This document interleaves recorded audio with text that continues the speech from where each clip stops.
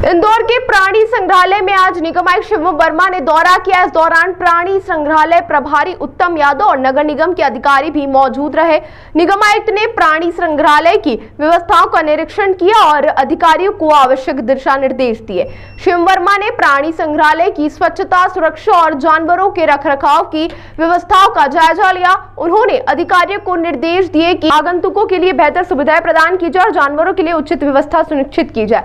प्राणी संग्रहालय प्रभारी उत्तम यादव ने निगम आयुक्त को संग्रहालय की विभिन्न गतिविधियों और योजनाओं के बारे में जानकारी दी। निगम आयुक्त ने संग्रहालय के विकास और सुधार के लिए आवश्यक सुझाव दिए और अधिकारियों को निर्देश दिए कि वे इसे और बेहतर बनाने के लिए काम करें। इस दौरान नगर निगम के अधिकारी भी मौजूद रहे और उन्होंने निगम आयुक्त के निर्देशों का पालन करने का आश्वासन दिया।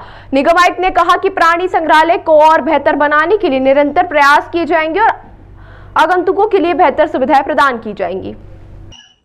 सर, आज कमिश्नर साहब ने दौरा किया था, किस तरीके का दौरा है और क्या जू के लिए नई सौगात मिलने वाली है?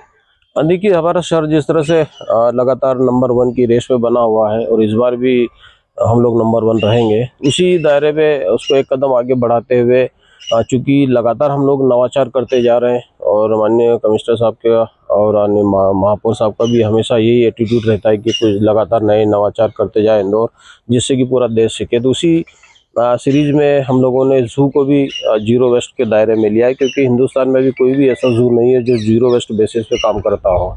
इंदौर जू एकमात्र ऐसा जू होगा जहां पर जीरो वेस्ट की कार्रवाई की जाएगी और यहाँ का कचरा हम लोग यहीं पर डिस्पोज ऑफ करेंगे, यहीं पर उसको प्रोसेस करेंगे और यहाँ से जो मैन्योर बनेगा, खाद बनेगा, उसका उपयोग हम लोग यहीं के बाग बगीचों में करेंगे।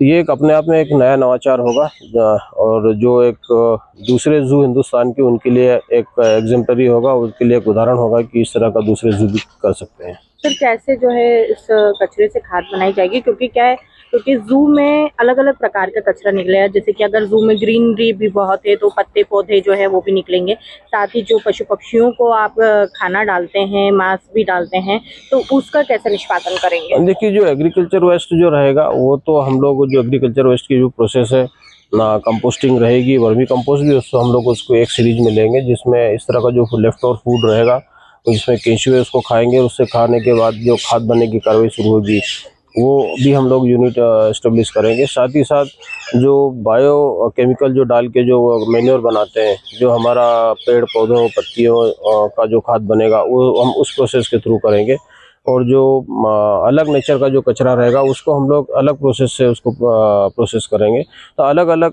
जो नेचर का जो कचरा रहेगा उसको हम लोग अलग अलग मेथड से प्रोसेस करेंगे और सभी जितने तरह का कचरा निकलता है उसका पूरा हम लोग खाद बनाएंगे। इससे इनकम भी होगी जू को?